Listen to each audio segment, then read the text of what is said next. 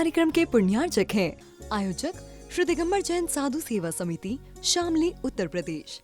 सभी गुरु भक्तों का एक ही प्रण, साधु सेवा और समर्पण। इसी भाव एवं भावना के साथ कार्य कर रहा है साधु सेवा ट्रस्ट। हम जानते हैं हमारे गुरुओं ने हमें इतना सब कुछ दिया, परंतु हमने अपने गुरुओं के लिए क्या किया, ये सवाल जरूर उठता है। देश के कई ऐसे प्रांत हैं जहां पर दिगंबर मुनियों को विहार करने में बहुत कठिनाई आती है। चौकी वाले न मिलने पर विहार के दौरान आहार की व्यवस्था भी नहीं बन पाती। कई गांव व शहर आज भी ऐसे हैं जहां साधु संतों के चातुर्मास नहीं हुए हैं। इन सब को देखते हुए श्री साधु सेवा ट्रस्ट का उदय हुआ, जिससे दिगंबर मुनियों के आहार, विहार, प्रवास आदि की व्यवस्था को सुचारू रूप से बनाया जा सके, जिसके माध्यम से हमारा समाज, धर्म, संस्कृति सब सुरक्षित रह सकते हैं। क्यों न हम भी अपनी चंचला लक्ष्मी का सदुपयोग करें एवं अपने सच्चे गुरुओं की रक्षार्थ हेतु आगे आएं। योजना: परम संरक्षक 1,11,111 रुपए, वरिष्ठ संरक्षक 51,151 रुपए, संरक्षक 31,131 रुपए, आजीवन सदस्य 21,121 रुपए, सदस्य 11,111 रुपए। खाता विवरण: account name VVSP Sadhu Seva trust, bank name HDFC bank limited, account number 50200073358170, IFSC code HDFC 0001273, trust PAN card AADTV 8567E, mail ID vvspsadhusevatrust@gmail.com।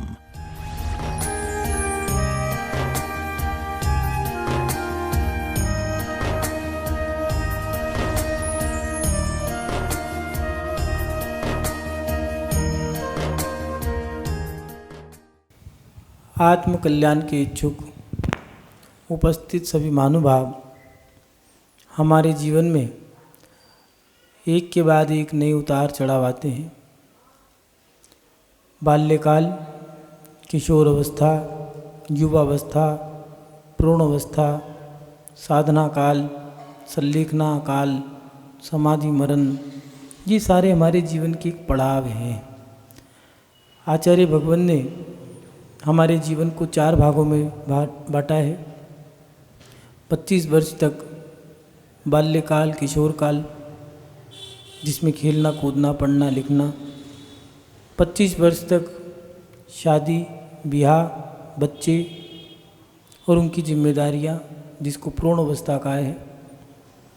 50 साल के बाद तीसरा पड़ाव आता है साधना काल, जिसमें धर्म, कर्म को छोड़ते हुए, धर्म को करते हुए, अपने आप को साधते हुए ये 75 साल का पड़ाव हमारा पार हो जाता है। और उसके बाद संलेखना, समाधि और मरण, इस प्रकार हमारा जीवन समाप्त हो जाता है। 75 साल के बाद आचार्य भगवान ने हमारे जीवन की रूपरेखा ही बदल दी है। आज कुंदकुंद स्वामी जी ने 75 नंबर की गाथा के बाद जो गाथाएँ दी हैं वो विशेष गाथाएँ हैं। उन गाथा में उन्होंने लिखा है हमारे जीवन में भक्ति जो है उसका क्या महत्व है। जो नए युवा, युवक, युवतियाँ, बच्चे हैं, नई पीढ़ी कहती है कि हम अपने जीवन में क्रियाएं करें। उन क्रियाओं में अगर भक्ति ना हो तो क्या दिक्कत है, फ़र्क क्या पड़ता है। मंदिर जा रहे हैं, समस्या क्या है। नमोस्तु बोल तो रहे हैं, नहीं झुके तो क्या दिक्कत है। सर माथा ज़मीन से नहीं लगाया है तो दिक्कत क्या है। सामग्री थाली में इधर से उधर चढ़ाई तो रहे हैं, अगर नहीं चढ़ाएं तो समस्या और चढ़ाएं तो समस्या। हम क्रिया कर रहे, समस्या क्या है आपको। बुजुर्ग टोकते हैं, बुरा लगता है। नई पीढ़ी टोकना पसंद नहीं करती, वो चाहती है हम जो कर रहे हैं उसे कोई टोके ना, जो हम कर रहे हैं वो करने दें। और वो एक 100%, 100% इन बातों में वो सेटिफाइज है नई पीढ़ी कि हम जो कर रहे हैं वो सही है 100%। उन्हें ये एहसास नहीं है कि हम गलत भी कर रहे हैं। और गलत कर रहा है कोई व्यक्ति और वो कोई टोक दे तो फिर वो तो ठोकने के लिए तैयार है। तुमने टोका, आज माता पिता को अधिकार नहीं है टोकने का। आज बड़े भाई बहनों को, समाज के वृद्धों और उसके साथ साथ जो पंच हैं उनको अब टोकने का अधिकार नहीं है। मंदिरों में समाज को टोकने का अधिकार नहीं है। धर्म के क्षेत्र में युवाओं को, वृद्धों को टोकने का अधिकार नहीं है। अब जो करना है सब अपनी मर्जी के मालिक हो, जो चाहे वो कर सकते हो। क्यों? क्योंकि सामने वाला एक ही बात सोच के बैठा है, मैं जो कर रहा हूँ वो 100% सही कर रहा हूँ। लेकिन 100% सब सही होते नहीं हैं। इसलिए आचार्य कुनकुन स्वामी जी ने 2 गाथाओं में बात विशेष रखी है, उसको देखते हैं वो क्या कह रहे हैं। पति भक्ति वीण सदी बिच्चो जिण समय भक्तिहीण जैनो गुरु भक्तिहीण शिष्यो दुर्गति मग्गाणु लगो नियदम। स्वामी भक्ति से विहीन सती और भृत्य, जिनेन्द्र देव और शास्त्र की भक्ति से विहीन जैन और गुरु की भक्ति से विहीन शिष्य नियम से दुर्गति के मार्ग हैं। 2 गाथाएं दे रहे हैं। दूसरी गाथा में लिखा है, गुरु भक्ति वीणाणम शिष्याणम सब संग विरदाणम उसर खेते वियम सव्ये सम्मम जान सवणुठाणम। आचार्य कुनकुन स्वामी जी लिख रहे हैं, स्वामी की भक्ति से विहीन सती और भृत्य, जिनेन्द्र देव और शास्त्र की भक्ति से विहीन जैन, गुरु की भक्ति से विहीन शिष्य नियम से दुर्गति में संलग्न हैं। माने आज के समय में और पहले के समय को उठा के देखें, इतिहास को और वर्तमान को अगर हम देखते हैं, भूतकाल को और वर्तमान को, तो बहुत ज़्यादा परिवर्तन आ गया। परिवर्तन आने का कारण क्या है?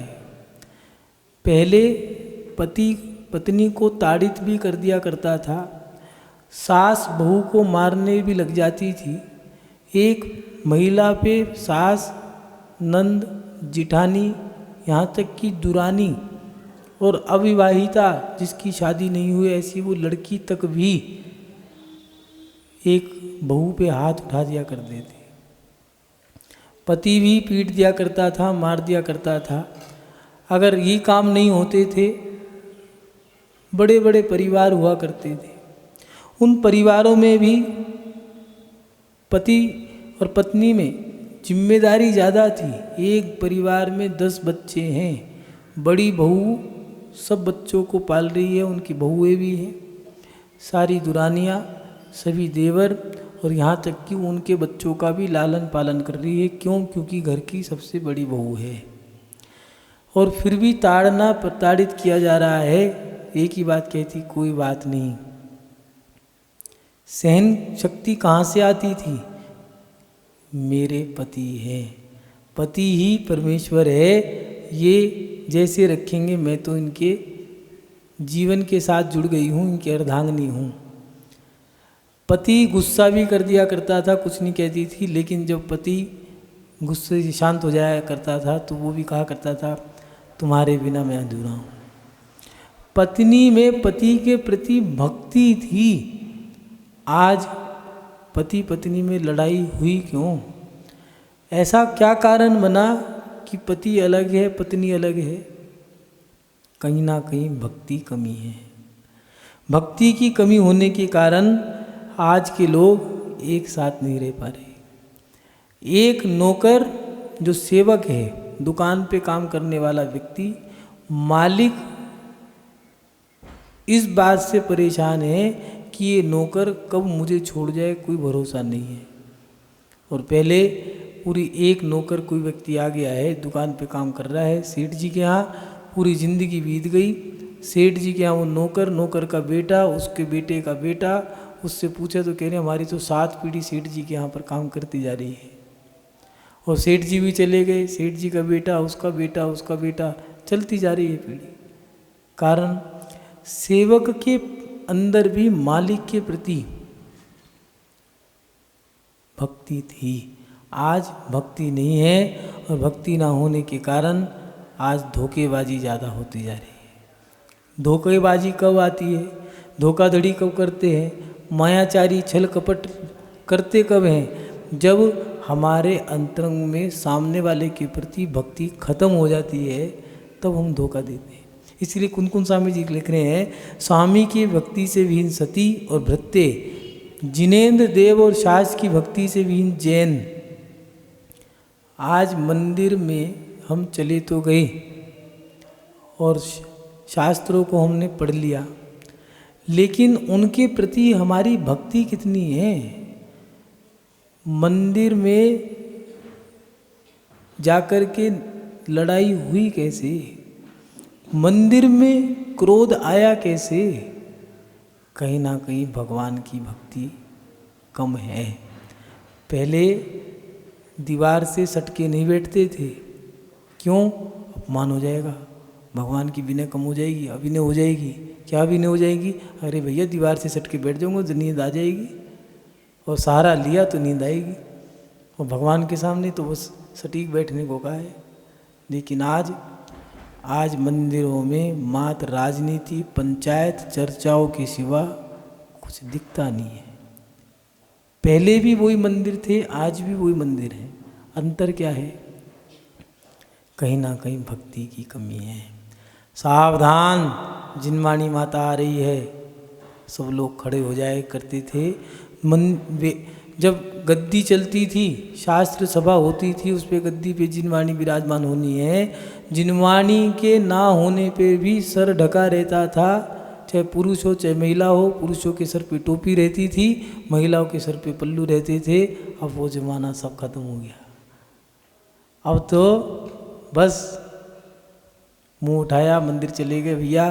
क्यों, 40-50 लोग इसी समय मिलेंगे, इसलिए भैया मंदिर जाना, मिलने का मिलना हो जाएगा, उलाहना का उलाहना समाप्त, मंदिर का मंदिर। हमें डिग्रियां मिल गई हैं, धर्मात्मा की उपाधियां मिल गई है, लेकिन भक्तियां नहीं है। शास्त्र पढ़ लिया, पढ़ने के बाद विनय आई या नहीं आई। शास्त्र पढ़ने से कहीं अहंकार तो नहीं आ गया। आचार्य कुनकुन स्वामी जी यही लिख रहे हैं,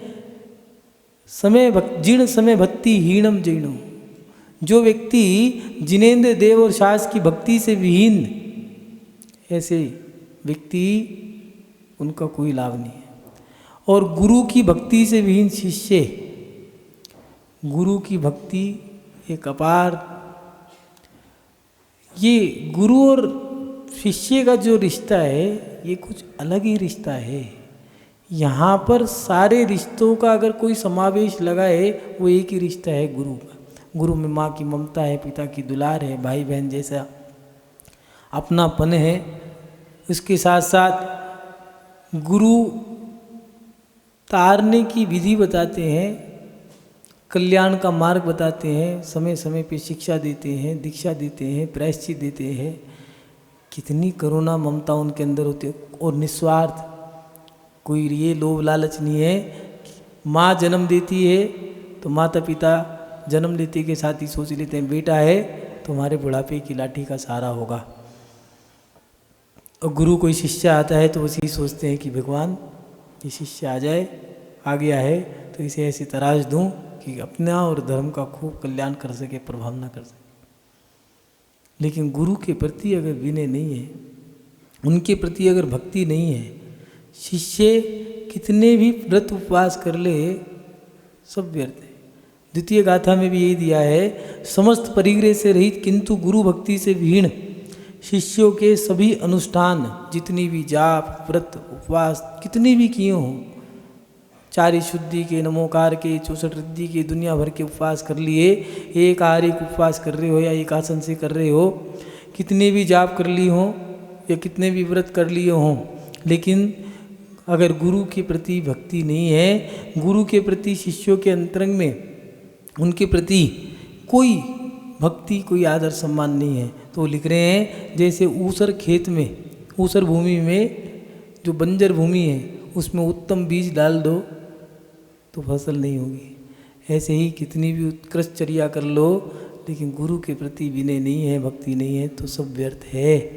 ऐसे ही पत्नी और पति कितने भी साथ रह लें लेकिन एक दूसरे के प्रति भक्ति नहीं है तो सोच लो वो रिश्ता खोखला है, बेकार है, मात्र रह रहे हैं, कुछ नहीं है।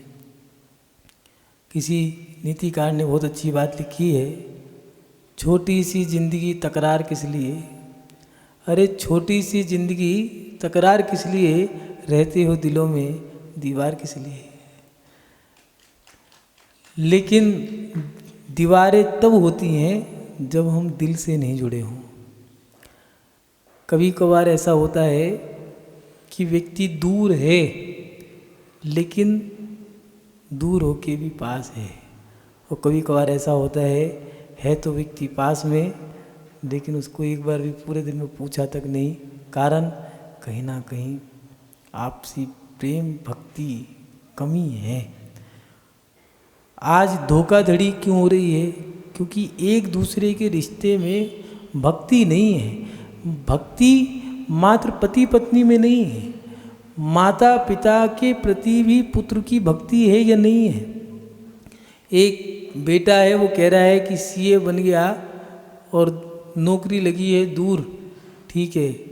उसने किसी ने कहा कि अब नौकरी करो, नौकरी पे जाओगे, अब तो बढ़िया जॉब मिल गई है। जवाब क्या दिया, कहने लगा माता पिता बड़े हैं, मुझे नौकरी नहीं करनी। सीए की नौकरी छोड़ करके माता के पिता के पास बैठ के किराने की दुकान पे ज़िंदगी गुजार रहा है। किस लिए कि अगर मैं वो नौकरी करूँगा उस कंपनी में चला तो जाऊँगा लेकिन माता पिता छूट जाएंगे, सीए की नौकरी छोड़ दी। डिग्री मिल गई फिर भी। जो व्यक्ति भक्त है, चाहे वो माता पिता के प्रति हो, चाहे वो पति पत्नी की हो, चाहे भक्ति भाई बहन के प्रति हो, भक्ति तो भक्ति है। रिश्तों में खटास कब आता है, जब भक्ति कम हो जाती है, समर्पण कम हो जाता है, तब खटास आता है। बेटा विदेश गया क्यों, कहीं ना कहीं कारण पैसा कमाने का था। पैसा बड़ा था, माता पिता बड़े नहीं थे, इसलिए वो उनको छोड़ के चला गया। फ़ोन कितना भी कर ले लेकिन है तो भी दूर ही। पूरे 24 घंटे में 15 मिनट याद कर लिया, 5 मिनट याद कर लिया तो कोई बड़ी चीज़ थोड़ी ना है। लेकिन गया कौन लेके गया, कहीं ना कहीं उसका लोभ लालच उसे लेके चला गया। भाई बहन अलग हुए कैसे, बहन से रिश्ता ख़त्म।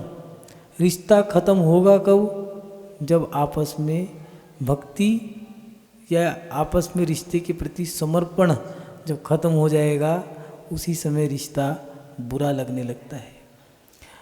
जब रिश्ता बनता है अच्छा लगता है, भक्ति होती है तो उसके बिना रह नहीं पाता।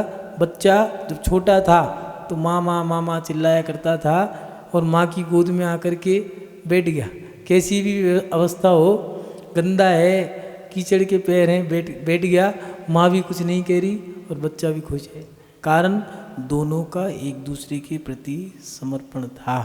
बेटा पिता की गोद में बैठ के दाढ़ी खींच रहा है, ना तो पिता कुछ कह रहा है ना बेटे को कुछ दिक्कत नहीं। लेकिन बड़ा होने के बाद वही पिता अगर कुछ कह दे तो बेटे को अब दर्द होने लग गया है।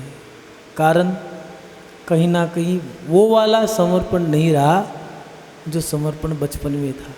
बड़प्पन में समर्पण कम हो गया, इसलिए अब पिता की बातें बुरी लगने लग गई हैं। बात जो की तो है, पिता वही है, वही दीवारें हैं, वही मकान है, लेकिन अच्छा बुरा क्यों लगने लग गया। बहन के यहाँ से मिठाई का डब्बा मिला, उसमें भी अब हमें अच्छा बुरा लगने लग गया। पहले हमें बहन कुछ भी नहीं देती थी लेकिन तब भी अच्छी लगती थी। भाई के यहाँ से अगर भाई बढ़िया से बढ़िया भी कर रहा है और फिर भी हम उसकी बुराई कर रहे हैं, कहीं ना कहीं भाई के प्रति अब लोभ लालच रह गया, ईर्ष्या भाव या फिर इच्छाएं हमारी बढ़ गई, भक्ति खत्म हो गई, समर्पण खत्म हो गया। अब रिश्ता कम, व्यवहार रह गया लेन देन का।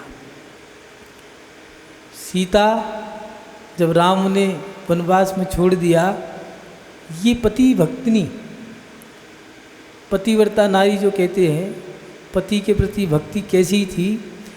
वन में छोड़ दिया है, 9 मास पूर्ण होने को आने हैं, और वन भी कैसा भयानक वन, जहाँ पर भयानक भयानक जानवर हैं, उड़ने वाले, रेंगने वाले, दौड़ने वाले, देखते के साथ ही आदमी मर जाए, ऐसा भयानक वन। उस वन में वो भी झूठ बोल के छोड़ा। ये नहीं कि सज़ा दे दी हो कि आपको वनवास दिया जाता है, झूठ बोल करके छुड़वा दिया कि सम्मेद शिखर की यात्रा करवा देना, तो लौटा के लाओ तो रास्ते में जंगल पड़ेगा, वहाँ छोड़ ही आना, वो बताना मत। और जब वापिस आने लगे कृतांत सेनापति, तो उससे पूछा क्या हुआ, रो क्यों रहे हो? कहने के बस राज आज्ञा है आपको छोड़ने की यहीं पर। क्यों? क्योंकि लोगों ने उनको ऐसा बहका दिया कि आपको उन्होंने देश निकाला दे दिया, वन में छोड़ने की आज्ञा दी है। सीता की भक्ति उस समय में यही रही, और क्या कहा कि सेनापति कोई बात नहीं, राम ने मुझे छोड़ा, उनकी आज्ञा शिरोधार्य है, वो मेरे पति परमेश्वर हैं, जो करेंगे अच्छा करेंगे। और देखो जाते जाते भी यही कहा कि सुनो, रामचंद्र से कह देना कि लोगों के बहकावे में आके मुझे छोड़ दिया, लेकिन अपने धर्म को ना छोड़े। क्या भक्ति थी! ये भक्ति है, पति पत्नी के प्रति, एक दूसरे के प्रति भक्ति ऐसी थी। आचार्य वीरसेन स्वामी जी उनके भक्त हुए, जिनसेन स्वामी। उनसे पूछा आपके गुरु कैसे थे? तो कहने लगे मेरे गुरु तो कंपिला गाय की तरह थे, एक पूंछ हिलाते सब मक्खियाँ उड़ा देते। मतलब एक जिज्ञासा पूछने पे हजारों जिज्ञासाओं का समाधान हो जाता है। और आप कैसे हो? कहने लगे मैं तो बंडा बैल हूँ, 12,000 श्लोकों को रच करके आदि पुराण की रचना करी, ऐसे प्रज्ञा के धनी थे, ऐसा काव्य लिखे हैं उन्होंने आचार्य जिनसेन स्वामी जी। लेकिन क्या कह रहे हैं कि मैं तो बंडा बैल हूँ, मतलब कटी पूछ होती है, पूरे दिन हिलाता रहता हूँ, एक जिज्ञासा का समाधान नहीं कर पाता, एक मक्खी नहीं उड़ा पाता। मानूंगा ये भक्ति थी गुरु के प्रति। लेकिन आज अपनी भक्ति कैसी है देख लें, टटोल लें। भक्ति मैना सुंदरी की थी, गुरु ने कह दिया ठीक है, शीत चक्र का विधान किया, कोटि भट्ट श्रीपाल का कुष्ठ रोग दूर कर दिया। हमारी भक्ति कैसी है? गुरु के पास जा रहे हैं, सर्दी का समय है, गुरु नगन है, सच्चे गुरु हैं, नगन हैं, 28 मूल गुणों का, परिशों का, 46 दोषों को टाल करके, अंतराय टाल करके, 32 अंतराय टाल करके हार लेना और सबको सहन करना। उनके पास दर्शन करने जा रहे हैं, पैरों के मोजे तक भी नहीं उतारे, मुंह से कुल्ला भी नहीं करा, बदबू आ रही है भी सौंफ की या फिर गुटके की। कितनी भक्ति है, कितना समर्पण है, देख लें। हम जयकारा तो लगा रहे हैं गुरु का, जयकारा गुरुदेव का, जयकारा गुरुदेव का, भक्ति कितनी है। गुरु कृपा, अगर गुरु की कृपा हो जाए तो फिर तो बारे न्यारे हो जाए। तुलसीदास जी ने, कालिदास जी ने, कबीरदास जी ने, सब ने गुरु के बारे में लिखा। ये तन विष की बेलड़ी, गुरु अमृत की खान, शीश दिए ते गुरु मिले तो भी सस्ता जान। हे भगवान, अगर शीश कटवा दूँ और गुरु कृपा हो जाए तो गुरु एक ऐसे हैं कि शीश कटवाने के बाद भी धड़ से शीश अलग हो गया लेकिन वो फिर जोड़ देंगे। इसलिए गुरु की कृपा तो ऐसी है कि मैं सब कुछ जाए लेकिन गुरु की कृपा मिल जाए। एक घड़ी आदि की पुनियाद, तुलसी साधु संगति कटे कोटि अपराध। गुरु गोविंद दऊ खड़े काके लागू पाए, बलिहारी गुरु आपने गोविंद दियो बताए। नानक जी ने लिखा कि भगवान बड़ा कठिन है, भगवान और गुरु दोनों बैठे हो लेकिन नमस्कार किसे करोगे? बड़ा मुश्किल काम है। मुंह से तो बोल दोगे गुरु को, धोख पहले भगवान के पास ही लगाओगे। लेकिन नानक जी ने कहा भगवान तुम दोनों हो लेकिन मैं तुम्हें नमस्कार नहीं करूँगा, पहले गुरु को नमस्कार करूँगा। क्यों? क्योंकि गुरु ने ही बताया है भगवान कैसा होता है। इतनी बड़ी सोच, कैसे गुरु हैं हमारे, कितने सरल सहज, कितना कष्ट परिचय सहन करते हैं, उनके प्रति हमारी भक्ति है कैसी, देखें तो सही। बिना भक्ति के कितनी भी सामग्री चढ़ा लो, कितनी भी पूजा कर लो, कोई लाभ नहीं है। यहाँ आचार्य कुंकुम स्वामी जी लिख रहे हैं, स्वामी की भक्ति से विहीन पत्नी या फिर वो सती और वो सेवक भृत्य, जिनेन्द्र देव और शास्त्र की भक्ति से विहीन जैन, कितने भी बड़े जैन के लाल हो, भगवान की भक्ति नहीं है और गुरु के शास्त्र के प्रति भक्ति नहीं है तो जैन नाम का है, काम का नहीं है। और उसके साथ साथ गुरु की भक्ति से विहीन शिष्य नियम से दुर्गति के मार्ग में संलग्न है, उनका कल्याण नहीं हो सकता। अपनी भक्ति बढ़ाओ, क्रियाओं का इतना महत्व नहीं है जितना हमारे भावों का है। क्रिया तो कर ली है लेकिन भक्ति कितनी है। बड़ा मन में खेद है कि महिलाएं पहले गंदोदक लगा करके सर का दर्द ठीक कर लिया करती थी, आज दुनिया भर के विधान करने के बाद भी हमारे संकट नहीं टल रहे। कारण कहीं ना कहीं भक्ति कम है। विधान कर रहे हो और 1008 अर्घ सिर करके चढ़ा रहे हो, सोचो तो सही कि 1008 अर्घ में किसी एक अर्घ को भी याद किया या नहीं किया, किसी एक अर्घ का भी अर्थ पता लगाया नहीं लगाया। विधान तो हमने बड़े बड़े कर लिए लेकिन भक्ति कितनी है। ये भक्ति थी कि विधान करते करते ही पूरा भी नहीं हुआ, पति कामदेव हो गया, कोढ़ तो कहाँ चला गया पता ही नहीं चला। हमारी भक्ति में अभी कमी है। आज व्यक्ति इस बात से दुखी है, लोगों के मन में अंतरंग में बीमारी क्यों है, दुख है। अपने मन की बात किसी को कह नहीं सकते। पहले मालिक अपने सेवक से मन तन की कर लिया करता था, आज पति अपनी पत्नी से मन की बात नहीं कह पाता, बेटा अपनी माँ से अपनी मन की बात नहीं कह पा रहा। कारण कहीं माँ किसी को कह ना दे, पत्नी बात किसी के सामने भेद खोल ना दे। हमारे मन में आज इस बात का खेद है कि हम मन की बात अपने भाई से, अपने सेवक से भी नहीं कह पा रहे। कारण कहीं ना कहीं आपसी भक्ति खत्म होती जा रही है, इसीलिए रिश्तों में खटास है। भाई भाई तैयार बैठे हैं, जिस दिन लड़ाई हुई उसी दिन बंटवारा। समाज के पंच कह रहे हैं भैया एक हो जाओ, भैया जैसे चल रहा है चलने दो। वो अपने घर राजी है, मैं अपने घर राजी हूँ। कहाँ राजी हो? कह तो रहे हो कि हम खुश हैं, खुश हो कहाँ? त्योहार के समय में त्योहार नहीं मना रहे। इस कार्यक्रम के पुण्यार्चक थे आयोजक श्री दिगंबर जैन साधु सेवा समिति, शामली, उत्तर प्रदेश।